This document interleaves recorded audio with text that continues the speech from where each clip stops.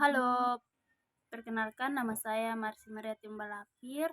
Hari ini saya membahas mengenai kesehatan mental pada remaja Indonesia. Nah, kesehatan mental yang ingin saya bahas berkaitan dengan depresi dan juga kecemasan. Nah, kita membahas bagaimana tentang kesehatan mental pada remaja Indonesia. Dan menurut saya kesehatan mental para remaja Indonesia sekarang ini sangat-sangat membutuhkan perhatian dari orang tua, dari guru, dari segala pihak. Di mana pada kecemasan anak Indonesia ini pada tahun 2026 5 kali lipat lebih tinggi daripada kecemasan yang dialami oleh orang tua ataupun orang yang sudah dewasa maupun lanjut usia. Nah, 5 kali lipat lebih tinggi daripada orang-orang yang sudah bekerja, yang sudah berkeluarga.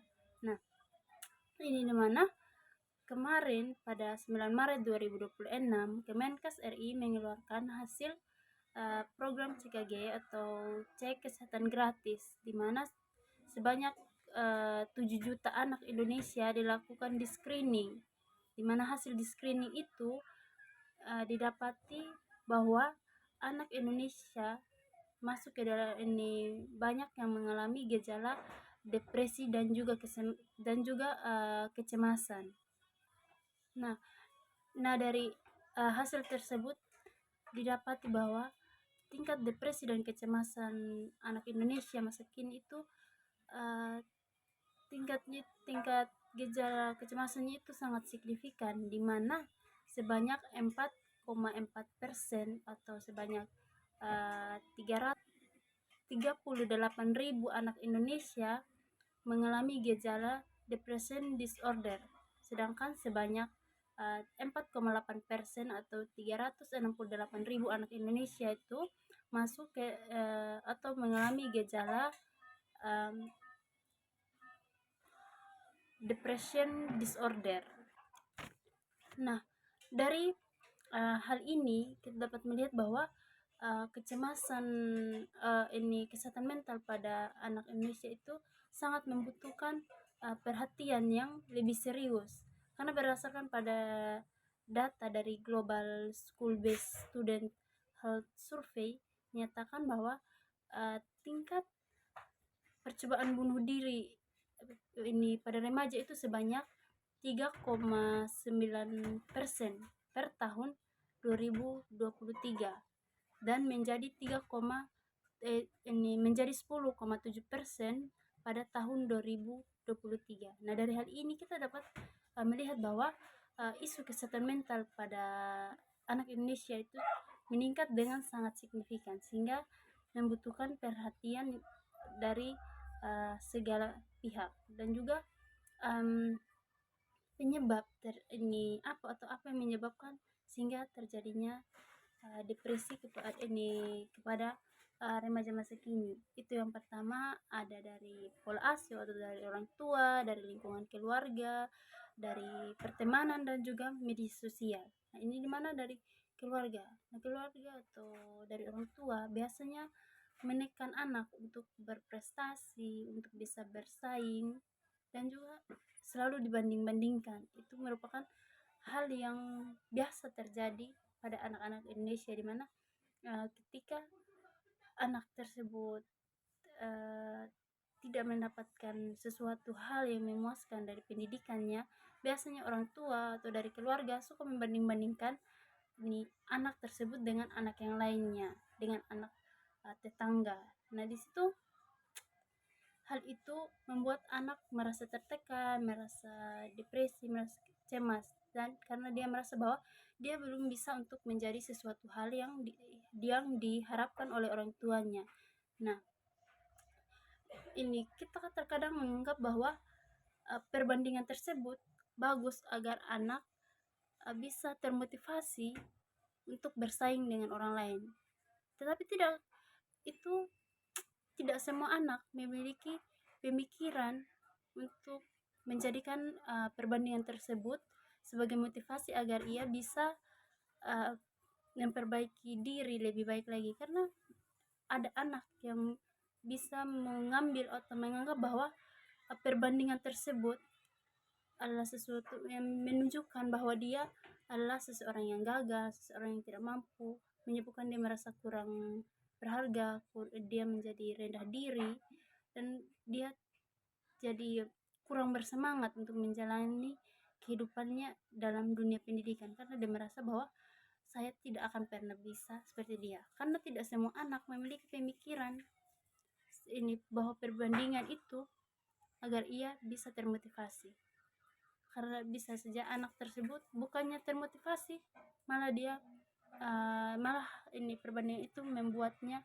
merasa rendah diri, dan itu nantinya akan juga berakibat pada kesehatan mentalnya, pada dia menjadi depresi, menjadi merasa cemas, dan mungkin dia ini menutup diri dari lingkungan sekitar. Nah, berikutnya lagi ada dari pertemanan, di mana ini dikucilkan, dibully, karena ini sekarang tidak lepas ya dari namanya pembulian, dari pengucilan.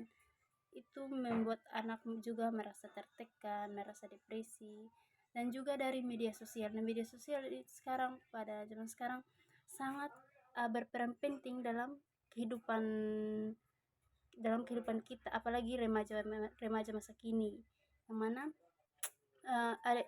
yang mana istilah FOMO pada anak yang selalu mengikuti semua perkembangan pada media sosial. Nah, ketika FOMO tersebut tidak tercapai, maka itu akan berakibat juga pada kesehatan mentalnya, karena ini anak-anak biasanya atau remaja biasanya membandingkan diri dengan apa yang dilihat di media sosial.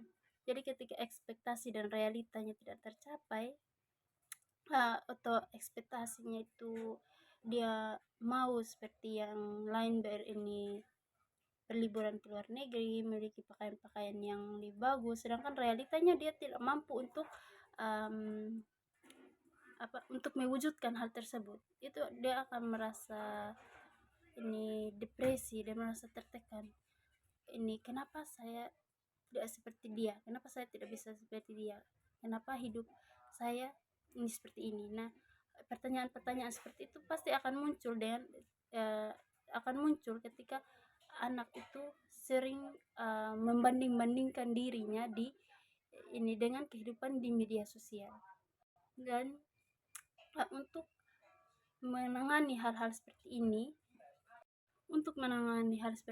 hal-hal ini mengenai depresi dan kecemasan, dibutuhkan pendampingan orang tua dan keluarga yang selalu suportif, selalu menemani anak untuk bisa terus berkembang.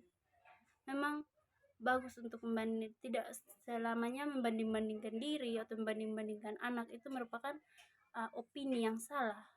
Bukan berarti saya mengatakan bahwa itu salah, tapi tidak semua anak itu suka dibanding-bandingkan, karena itu akan mengakibatkan dia merasa kurang berharga atau rendah diri.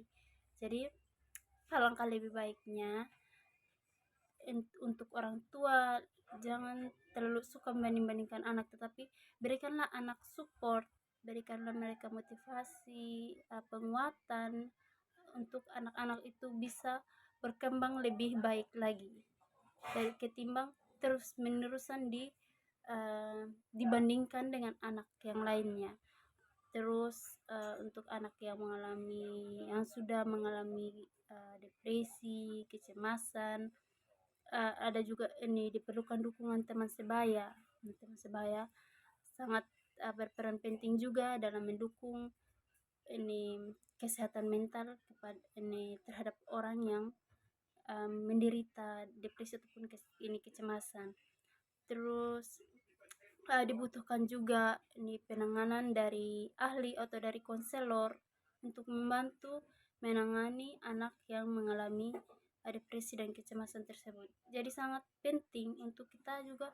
Jadi yang pertama kita harus tahu gejalanya seperti apa, gejala ini anak yang mengalami depresi, mengalami kecemasan itu seperti apa. Ini terus kita harus ada bagi anak-anak yang membutuhkan dukungan emosional seperti itu. Dan terakhir juga adanya dukungan dari orang profesional, dari baik itu dari psikolog ataupun guru BK, untuk bersama-sama dalam menangani anak yang mengalami depresi dan kesehatan mental dan depresi dan kecemasan. Sehingga dari hal itu kita dapat membantu mengurangi rasa depresi atau kecemasan yang dialami si anak tersebut. Oke teman-teman, sekian dari saya. Terima kasih. Audio Jungle.